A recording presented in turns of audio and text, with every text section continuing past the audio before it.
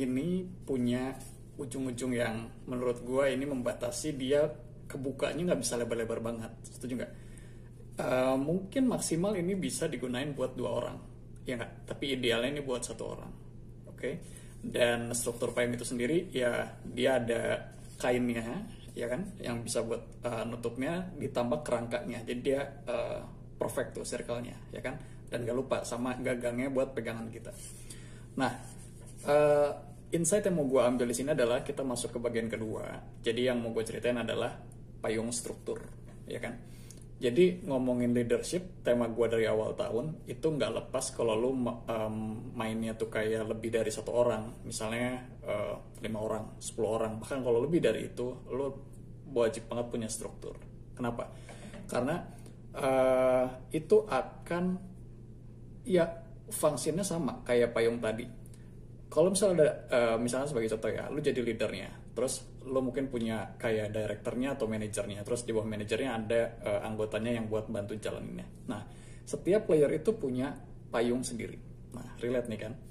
Nah, ngomongin payung dari layer-layer itu sendiri, jadi gue mau bilang kenapa itu penting, karena itu menentukan akses kita. Setuju nggak? Lu sebagai leader mungkin bisa kemana-mana, ya kan? Ke manajer A, B, C, direktur A, B, C, atau langsung ke membernya gitu ya. Itu bisa aja kan. Tapi pertanyaannya kalau lo di level yang staffnya atau di manajernya itu kan nggak sebesar di leadernya, ya nggak? Makanya itu dengan ada payung itu kita jadi paham. Oh, akses gue tuh di sini, ya kan? Resource yang gue punya ini, ya kan? Budget yang mungkin bisa bisa pakai segini gitu kan. Nah, sekarang hubungannya adalah si leader inilah yang payungnya paling besar itu perlu bisa connect kalau bahasa guanya gitu loh, antara payung-payung yang kecil itu dengan payung yang lain. Kenapa?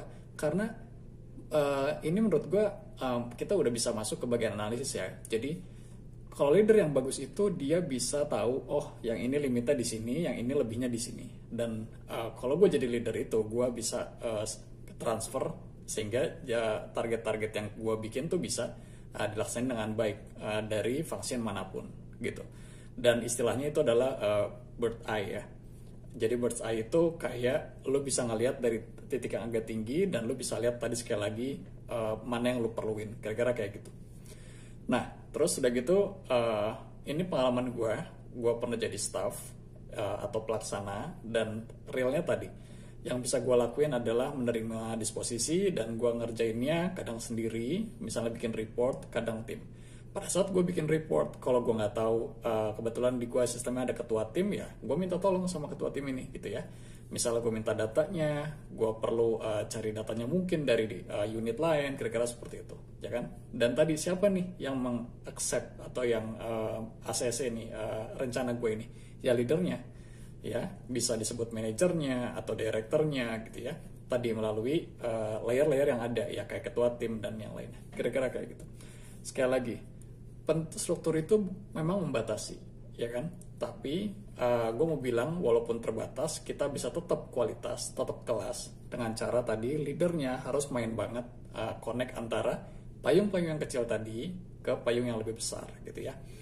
Jadi to conclude, kalau ngomongin struktur, ingat memang ada batasannya dalam hal resource, tapi gue mau bilang kalau leader bisa ngelihat secara bird's eye tadi atau big picture tadi yang mungkin lebih awam ya kedengarannya, itu bakal lebih bisa tetap ngejaga kualitas goalnya, eksekusinya gitu ya, dengan cara connect satu sama lain.